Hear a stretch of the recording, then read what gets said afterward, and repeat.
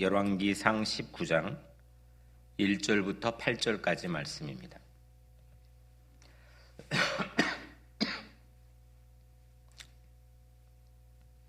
열왕기상 19장 1절부터 8절까지 말씀을 우리 같이 한 목소리로 합독하겠습니다. 아합이 엘리야가 행한 모든 일과 그가 어떻게 모든 선지자를 칼로 죽였는지를 이세벨에게 말하니, 이세벨이 사신을 엘리야에게 보내 이르되, 내가 내일 이맘때에는 반드시 내 생명을 저 사람들 중 한 사람의 생명과 같게 하리라. 그렇게 하지 아니하면 신들이 내게 벌 위에 벌을 내림이 마땅하니라 한지라. 그가 이 형편을 보고 일어나 자기의 생명을 위해 도망하여 유다에 속하는 부엘세바에 이르러 자기의 사환을 그곳에 머물게 하고, 자기 자신은 광야로 들어가 하룻길쯤 가서 하늘 오뎀나무 아래에 앉아서 자기가 죽기를 원하여 이르되, 여호와의 넉넉하오니 지금 내 생명을 거두시옵소서. 나는 내 조상들보다 낫지 못하나이다 하고 로뎀나무의 아래에 누워 자더니 천사가 그를 어루만지며 그에게 이르되, 일어나서 먹으라 하는지라. 본즉 머리맡에 숯불에 구운 떡과 한 병 물이 있더라. 이에 먹고 마시고 다시 누웠더니 여호와의 천사가 또다시 와서 어루만지며 이르되, 일어나 먹으라. 네가 갈 길을 다 가지 못할까 하노라 하는지라.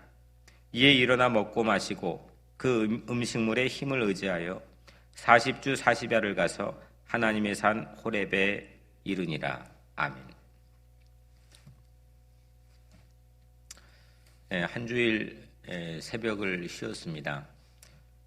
우리 수고해 주시고 섬겨주신 우리 강창훈 목사님께 감사드리고, 또 집에서 예배하는 성도들의 마음을 처음 또 저도 경험하게 되었습니다. 이 시간에 우리 잠깐 오늘 말씀에 들어가기 앞서서 지난 7주 동안 여명 특세와 가상칠언 특세 이 두 가지를 함께 잠깐 복기해 보면 좋겠습니다.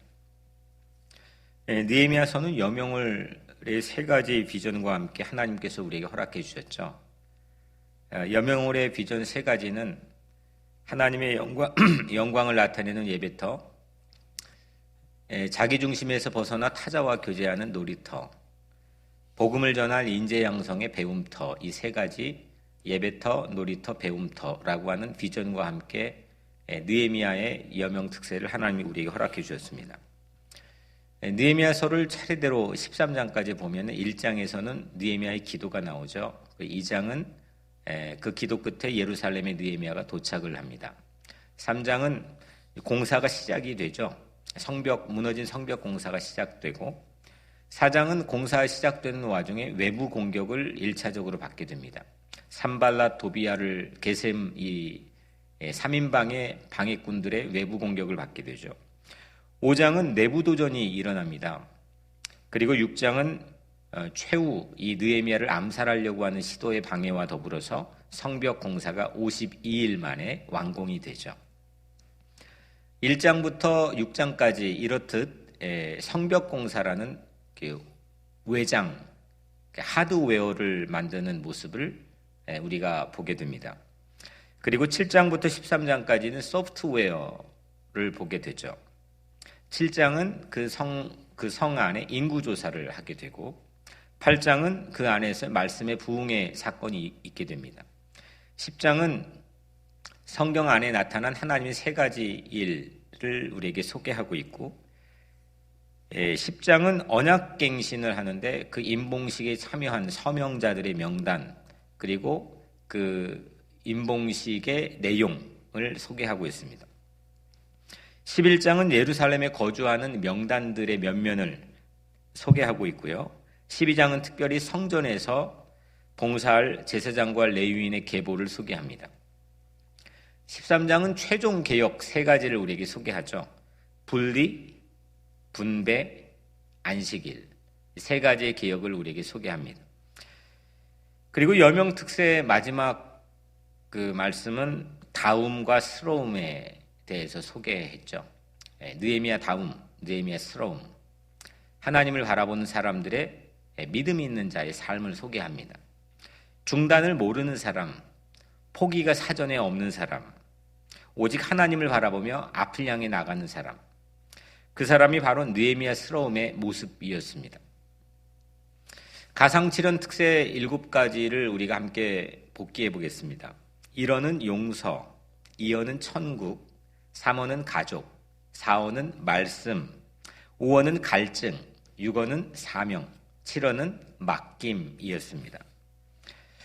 이 느헤미야와 가상칠언의 말씀을 하나님께서 우리에게 주셨습니다. 이제 이 말씀을 우리의 가슴에 품고 이거를 확장시켜 나가는 역할을 여러분들 각자가 기도하며 하시기를 주의 이름으로 축복합니다. 그리고 이 코로나 전국에 우리 교회 교인들이 전파사별 온라인 시편 읽기를 매일 밤 8시에 하고 있죠. 수십 성도들이 시편 84편을 지난 2주 동안 1절부터 8절까지 함께 암송했습니다. 이 시간 우리 잠깐 이 또한 우리 암송했던 것을 되짚어 보겠습니다. 만군의 여호와여, 주의 장막이 어찌 그리 사랑스러운지요. 내 영혼이 여호와의 궁정을 사모하여 쇠약하며 내 마음과 육체가 살아계시는 하나님께 부르짖나이다. 나의 왕, 나의 하나님, 만군의 여호와여. 참 주의 제단에서 참새도 제 집을 얻고 제비도 새끼들 보금자리를 얻나이다. 주의 집에서 사는 자는 복이 있나니 그들이 항상 주를 찬송하리이다. 주께 힘을 얻고 내 마음에 시온의 대로가 있는 자는 복이 있나이다. 그들이 눈물 골짜기를 지나갈 때에 그곳에 많은 샘이 있을 것이며 이른 비가 복을 채워주나이다.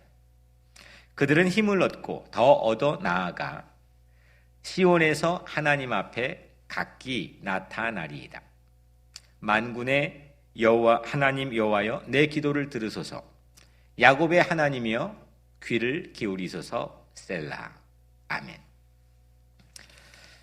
우리가 지난 7주 또 주야로 여러분들이 복 있는 사람이 되었습니다. 하나님의 말씀을 이렇게 함께 묵상하고 나누었습니다. 오늘 말씀을 우리가 함께 나누었습니다. 우울한 한 예언자의 모습을 우리가 함께 보았습니다. 우울한 상한 감정, 오늘같이 코로나 전국에 마음이 우울해질 때가 많이 있습니다. 이제 활동 반경이 넓지 못하고 집에 있다 보니까 또 우리 마음속에 여러 가지 우울한 마음이 증폭될 그런 우려들도 있게 됩니다. 근데 이 우울한 상한 감정이 크리스찬에게도 있다는 거죠. 하나님 믿는 사람들도 우울한 감정들을 성경에서 보여줍니다. 욥이 그랬죠. 욥이 이렇게 말합니다. 사는 것보다 죽는 것이 낫다. 이렇게 고백합니다.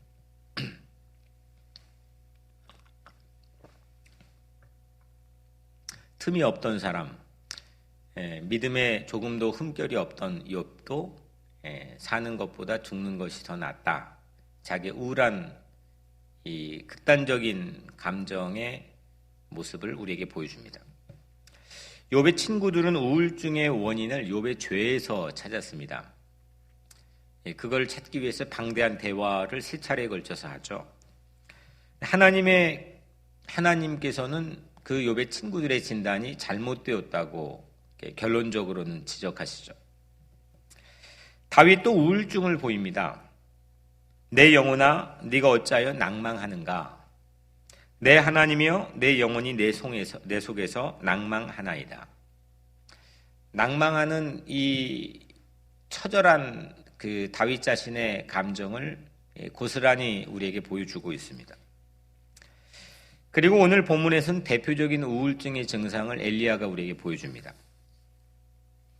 엘리야에게는 후퇴가 없는 삶이었습니다. 조금도 물러섬이 없던 사람이죠. 아합 정부 앞에서 당당히 악을 고발했습니다. 가장 장기 집권을 하기도 했고 국내외적으로 치적을 자랑했던 많은 부국강병의 그 일들이 이 정부 안에서 있었습니다. 감히 그 정부에 대들 수 있는 사람이 없었습니다. 그런데 하나님으로부터 떠난 이 아합 정부를 향해서 엘리야는 과감하게 도전하고 회개를 촉구하죠.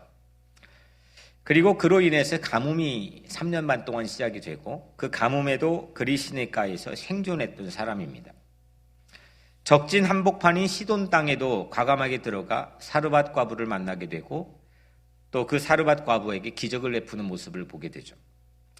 갈멜산 유명한 이 850명의 적진 엘리트들과 싸워서 한 채 물러섬이 없는 모습을 엘리야가 보여줍니다. 이렇듯 우울과는 아주 거리가 상당히 먼 사람이 엘리야입니다. 그런데 본문은 성경에서 우울증의 가장 최고의 바닥의 주인공으로 엘리야를 손꼽아 우리에게 소개합니다. 화근은 편지 한 통이었습니다. 한 여인이 보낸 편지 한 통이 우울증의 화근임을 오늘 1절과 2절에서 우리에게 보여주죠. 당시 아합 왕의 아내였던 이세벨이 보낸 편지였습니다. 갈멜산에서 직전에 참패했던 이세벨이 이 엘리야에게 편지를 보냅니다. 그 편지를 보낸 내용을 잠깐 보면 오늘 2절에 내가 내일 이맘때에는 반드시 네 생명을 저 사람들 중 한 사람의 생명과 같게 하리라. 갈멜산에서 죽었던 850명의 이세벨의 최고의 사랑스러운 엘리트들이 처참하게 죽어갔는데 그들의 생명과 같이 너 엘리야도 내일 이맘때쯤까지는 죽게 될 거다라고 협박을 하게 됩니다. 이 협박의 편지를 받은 이 엘리야의 반응은 뜻밖이었습니다. 3절 말씀에 오늘 자기의 생명을 위해 도망하여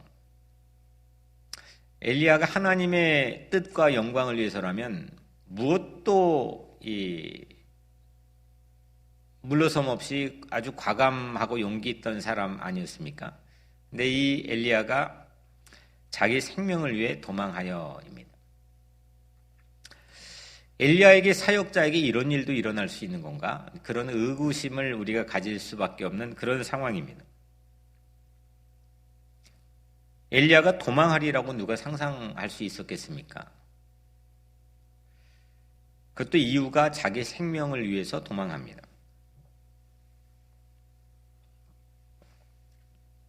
우리같이 매우 평범한 사람들의 모습을 고스란히 담아 보여주고 있죠. 더욱이 그가 어디까지 도망갔느냐를 오늘 본문은 우리에게 보여주고 있는데 유다에 속한 브엘세바에 이르러 두 가지의 지명이 나오죠. 유다에 속한 브엘세바에 이르러 유다는 남쪽입니다. 남쪽의 지역이고 또 브엘세바는 한 도시를 말하죠. 가장 최남단, 북이스라엘의 최남단에 있는 도시입니다. 시돈 땅 사르밧 과부를 만났던 것은 이스라엘 최북단에 위치한 곳입니다. 그 최북단의 경계를 넘어선 곳입니다. 가장 북쪽에서 활동했고 엘리야는 북쪽 이스라엘에서 활동했던 예언자입니다. 그런데 북이스라엘에서 활동한 엘리야가 남쪽 유다의 최남단 브엘세바까지 도망을 합니다. 그리고 그곳에서 사막으로 하룻길을 더 도망갑니다. 브엘세바에서도 네게부 사막 쪽으로 하룻길을 더 걸어갑니다. 그리고 로뎀나무 아래에서 쓰러졌습니다. 이 로뎀나무는 2m가 채 안 되고 잎이 별로 없는 수풀과 같은 그런 나무입니다. 사막의 로뎀나무, 네게부 사막에 있는 로뎀나무, 엘리야가 도망갈 최대치입니다. 자기가 도망갈 수 있는 최대치까지 도망간 겁니다. 로뎀나무 아래는 천길 낭떠러지가 있는 절벽과 같은 엘리야에게 그런 곳이죠. 한계입니다. 그리고 그곳에 쓰러졌습니다. 한 로뎀나무 아래에 앉아서 자기가 죽기를 원하여 그런 로뎀나무가 우리 각자의 삶에도 있을 때가 있겠죠. 매우 절박한 때, 더 이상 넘어설 수 있는 힘도 없고 마음도 없고 기력도 상실한 그런 곳이 우리 삶에도 있을 때가 있습니다. 엘리야가 이렇게 말합니다. 여호와여 넉넉하오니 지금 내 생명을 거두시옵소서. 나는 내 조상들보다 낫지 못하나이다. 여기까지라는 거죠. 여기까지 충분하다는 겁니다. 더 가기가 어렵다는 겁니다. 넘어설 힘이 없다는 거죠. 이곳이 자기의 한계라는 겁니다. 엘리야는 우울증에 걸린 예언자가 됩니다. 엘리야는 자기 한계의 경계선에 서게 되죠. 자기 생명을 위해 도망간 길인데, 내 생명을 지켜보려고 도망간 길인데 결국 로뎀나무 아래에서 죽여달라고 하는 겁니다. 상당히 앞뒤가 맞지 않는 모습을 보여주는데 이것이 우울증입니다. 우리도 한계가 있죠. 우리에게도 더 넘어서지 못하는 그런 한계가 있습니다. 여러 모양으로 있을 수가 있죠. 그런데 여러분, 한계를 부정해버리면 하나님을 만나기가 불가능해집니다. 한계를 받아들이고 한계를 인정하고 한계 위에 서는 순간 하나님께서 나를 위해 일하시는, 하나님을 만나는 일이 가능해지는 겁니다. 하나님은 우리의 한계 안에서 만나집니다. 하나님께서는 로뎀나무 아래를 급히 응급실로 바꾸는 모습을 오늘 본문에서 보게 되죠. 로뎀나무 아래에서 엘리야를 충분히 먼저 잠들게 했습니다. 로뎀나무 아래에 누워 자더니 천사가 그를 어루만지며, 하나님께서 어루만져 주시는 수면의 축복, 잠의 축복이 오늘 여러분들에게도 있기를 간절히 기원합니다. 천사가 찾아와서, 하나님의 뜻을 담은 천사가 찾아와서 여러분들의 상한 감정을 어루만져 주시고 깊이 잠들게 하시는 잠의 축복, 수면의 축복이 오늘 이 코로나 전국이 여러분들의 모든 삶에 있게 되기를 간절히 축원합니다. 천사가 우울증의 첫 번째 처방전을 제공하죠. 오늘 5절에 일어나서 먹으라, 일어나서 먹으라 이렇게 말합니다. 일어났더니 머리맡에 숯불에 구운 떡과 물 한 병이 있었습니다. 엘리야는 천사의 말대로 식사를 다 했습니다. 그리고 또다시 잠들었습니다. 천사가 다시 엘리야를 어루만집니다. 다시 처방하죠. 7절 말씀입니다. 일어나 먹으라. 네가 갈 길을 다 가지 못할까 하노라. 놓치면 안 될 하나님의 마음입니다. 상당히 깊은 하나님의 마음입니다. 네가 갈 길을 다 가지 못할까 하노라. 마치 어머니의 마음과도 같습니다. 그러니까 어머니의 마음을 당연히 뛰어넘는 그런 마음이죠. 어머니는 우리의 앞길을 다 알 수가 없습니다. 그래서 염려합니다. 그것이 사랑의 표현으로 나타나죠. 하나님께서는 우리의 앞길을 다 아십니다. 계획하십니다. 한 채 오차 없이 그 앞길에 섭리를 담아주십니다. 그럼에도 불구하고 오늘 이 현실의 우울한 엘리야를 향해서는 하나님께서 이런 마음으로 표현하죠. 일어나 먹으라. 네가 갈 길을 다 가지 못할까 하노라.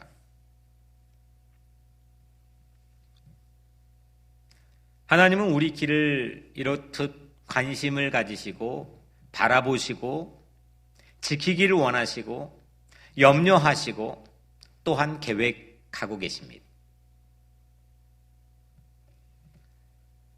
나 또한 내 길에 대해서 오늘 엘리야 모습처럼 내 앞길에 대한 이만큼의 염려가 없습니다. 또 이만큼의 내 앞길에 대한 청사진을 갖고 있지 않습니다. 확실하지 않고 불확실합니다. 늘 내 살아가는 오늘이 마치 내 삶의 한계처럼 그렇게 상상하며 살아갈 때가 많습니다. 늘 벽에 부딪힙니다. 늘 로뎀나무 아래까지 와서 벽에 부딪힙니다. 그런데 하나님께서는 오늘 여러분들의 삶을 향해서 일어나 먹으라. 네가 갈 길을 다 가지 못할까 하노라. 이런 마음이 여러분들에게 터치되어지고 들려지게 되기를 주의 이름으로 축복합니다. 내가 포기한 길인데 하나님께서는 새 길을 준비하시는 거죠.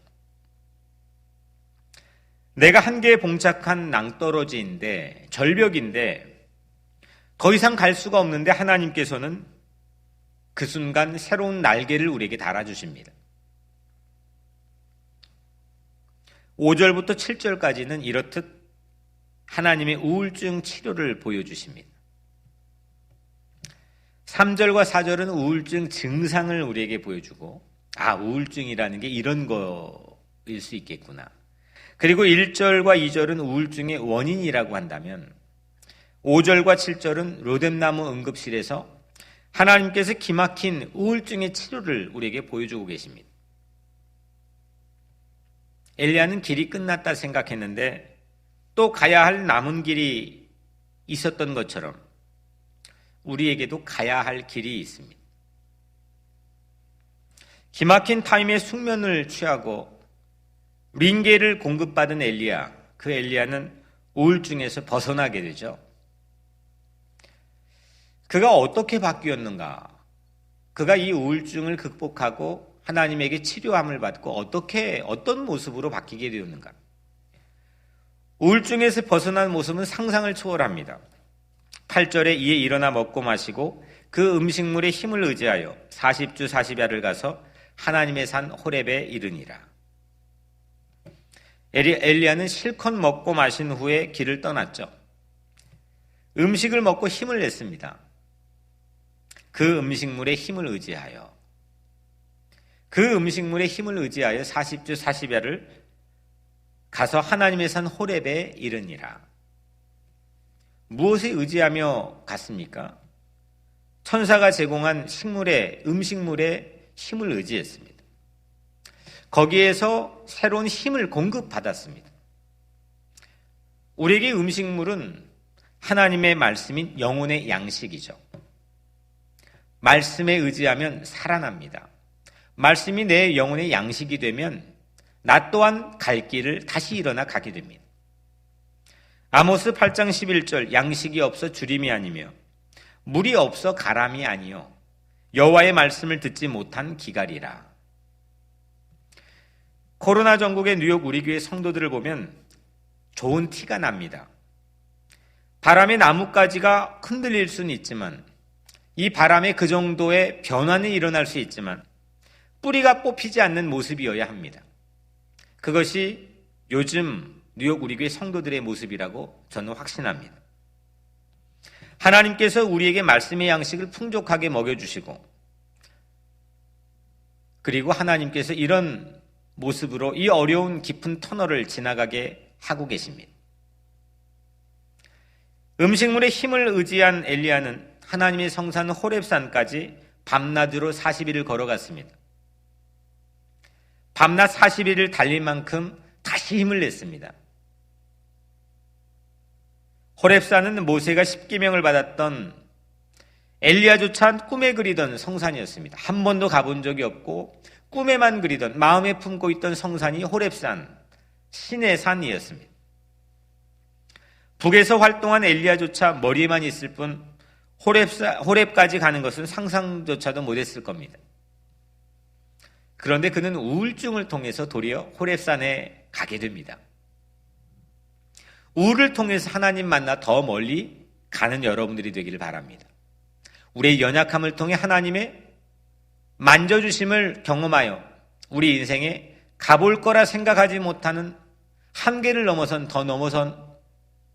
그런 곳까지 여러분들 가게 되기를 주의 이름으로 축복합니다. 젊은 디모데 목사는 잘 알려져 있는 우울증 환자입니다. 성경에 있는 이 젊은 디모데, 그 목회자는 아주 잘 알려진, 익히 알려진 우울증 환자입니다. 바울이 디모데를 우울증에서 벗어나게 하려 쓴 책이 디모데 후서라고, 위대한 학자 브렌글이라고 하는 학자가 예언자의 초상이라고 하는 책에서 말하죠. 마틴 루터도 우울증에 시달렸습니다. 그리고 우울증에 관한 많은 글을 남겼습니다. 루터는 어린 불행한 시절을 보냈고 엄격한 종교 환경에 성장해서 낮은 자존감과 우울증에 늘 시달렸다고 고백했습니다.